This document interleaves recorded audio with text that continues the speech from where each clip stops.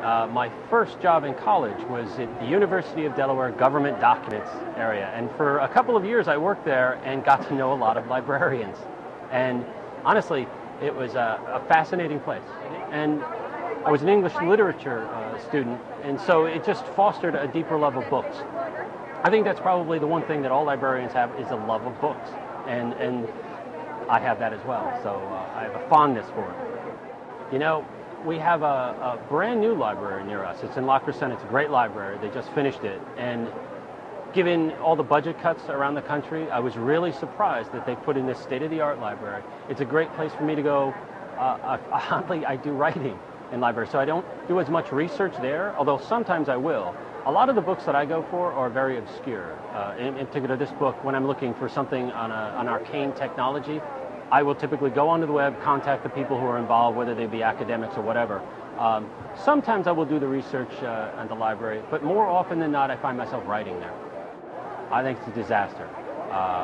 Now, I am a technology guy, and I have a Kindle, I have an ebook and all that, but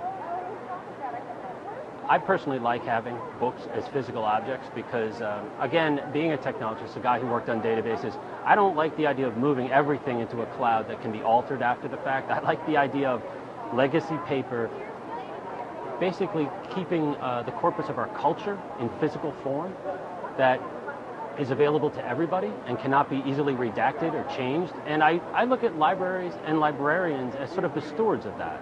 In many ways, the stewards of our culture.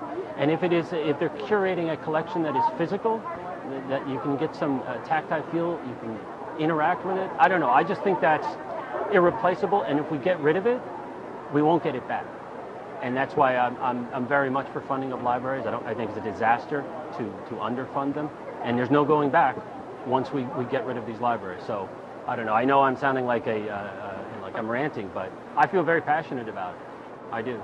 When I was in high school, this is a public high school in New Jersey, and again, I won't say what year, but I took an advanced placement English class, and so, what was I, 16, and we read, one of the books we read was Jerzy Kosinski's The Painted Bird. And for anybody who's read that, that didn't damage me as a child. It was a very disturbing but informative book about life and some of the things that happen in life, and we were expected to be mature enough to handle it, and we did. And the idea of somehow shielding people from information, down that pathway, all sorts of bad things lie. I think we have to have libraries available, and we shouldn't be banning books of any type. As objectionable as some people might find the content, it's a bad idea to ban it, because I think exposing people to ideas never hurts. Never hurts. Kill Decision is a book about autonomous drones. The term kill decision is actually a reference to the military term of making a kill decision. That is, in a military context, an officer giving authorization to use lethal force. Given technology and drones, that decision is moving towards an algorithmic decision. And that to me is a watershed moment when we change the nature of combat by moving it over into an algorithm that will decide. And people hear that and they think it's science fiction sounding. But there are actually two kill decision capable pieces of military hardware in the world right now. They're sniper stations. One is in the DMZ between North and South Korea, and another one is in the Gaza Strip, that are capable of eliminating targets without any human input. And this is only going to expand for a number of reasons. The cost, risk to our own soldiers, the ubiquity of the technology.